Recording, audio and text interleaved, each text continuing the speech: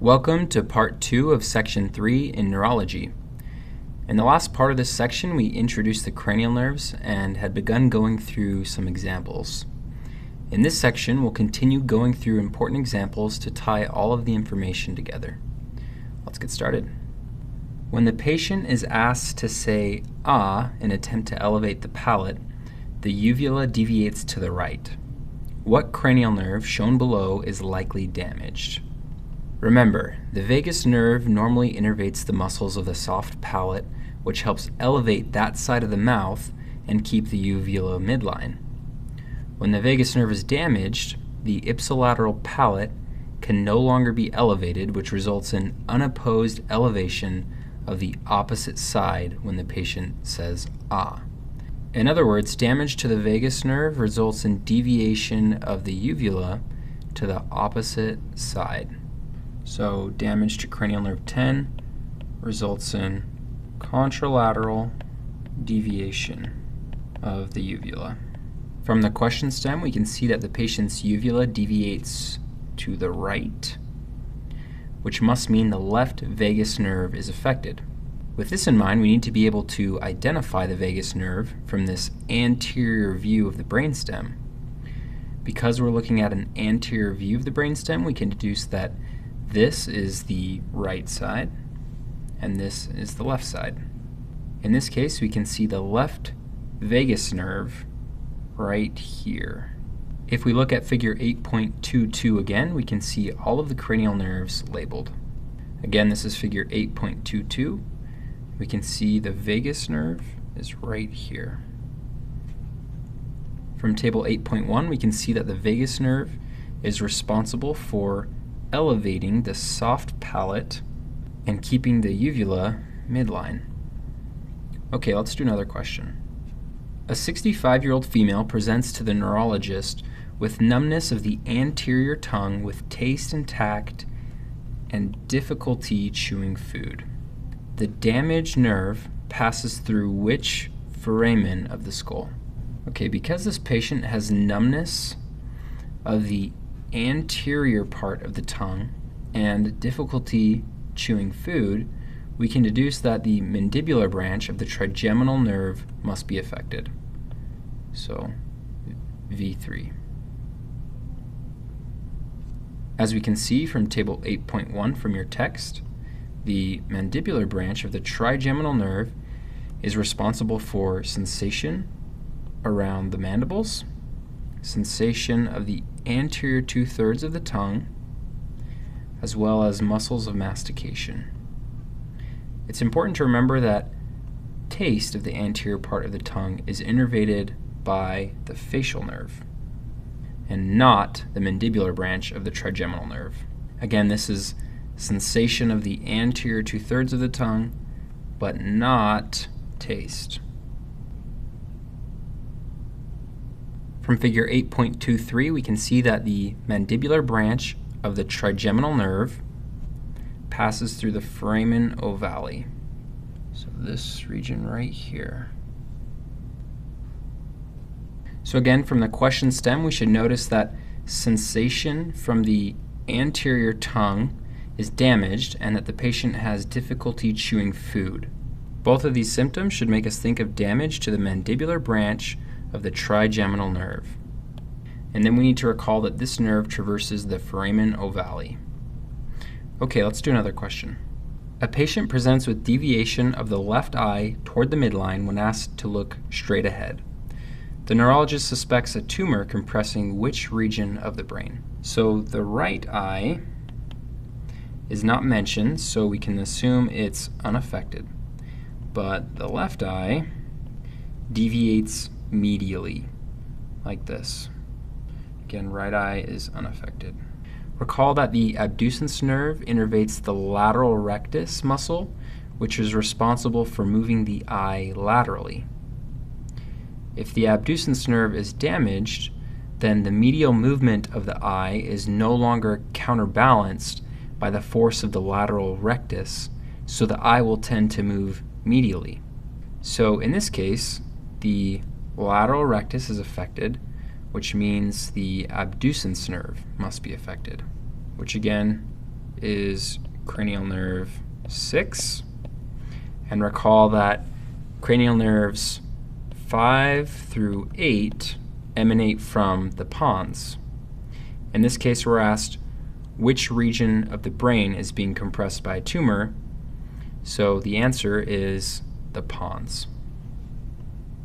From table 8.1, we can see that the abducens nerve normally provides motor output to the lateral rectus. Okay, let's do another question. A newborn has a cleft upper lip secondary to Patau syndrome. The nerve that innervates this region passes through which foramen of the skull? It's not particularly pertinent to get this question right, but recall that Patau syndrome is a disorder caused by an extra chromosome 13. So trisomy 13. And this results in several abnormalities, including a cleft lip. In order to get this question right, we need to remember what nerve innervates the upper lip.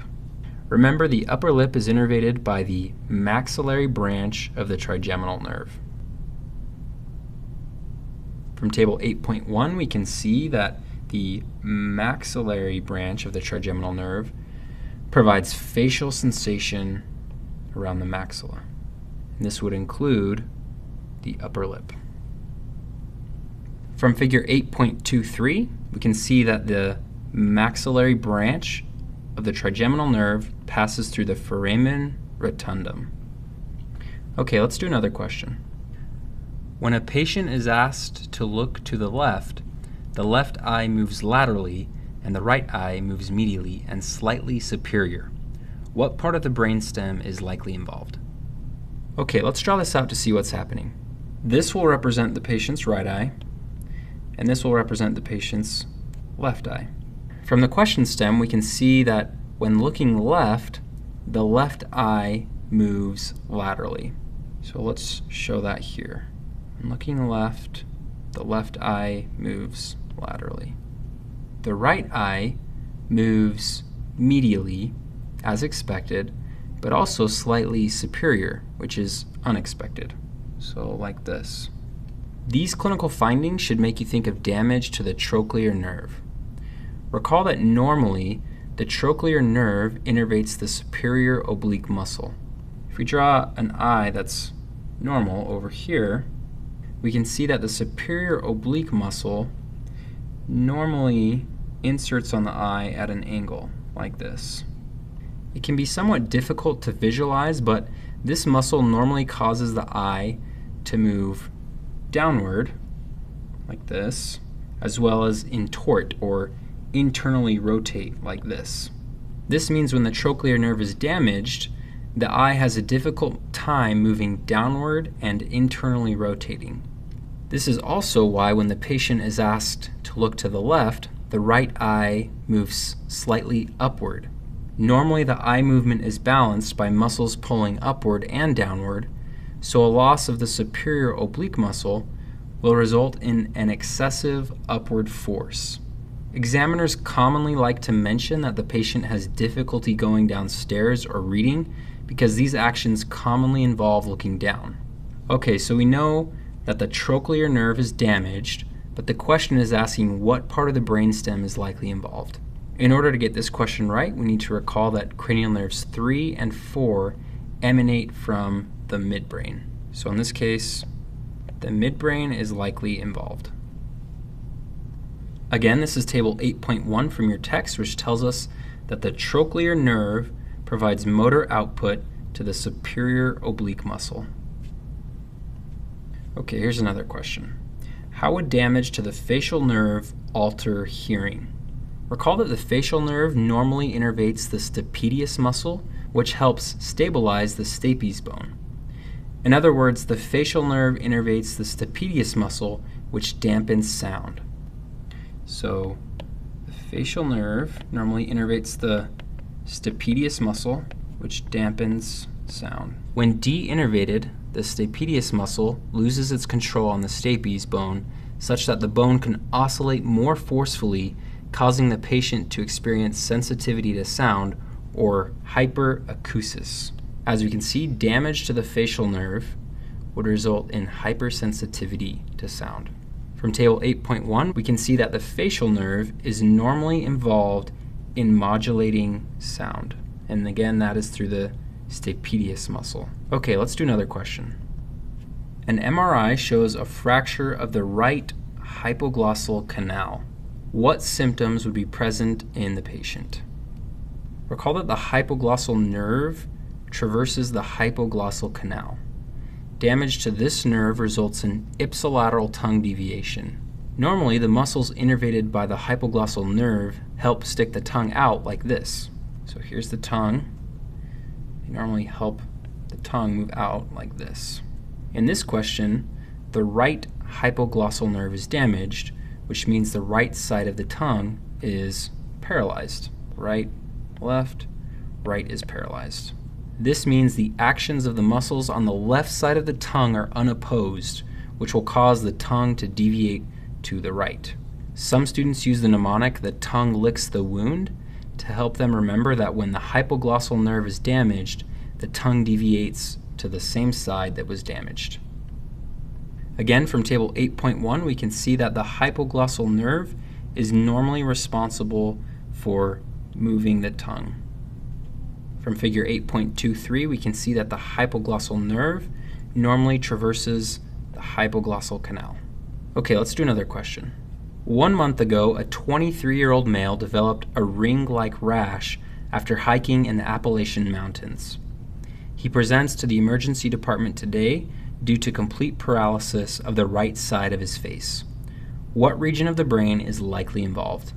From the question stem, hopefully you picked up on the fact that this patient has Lyme disease.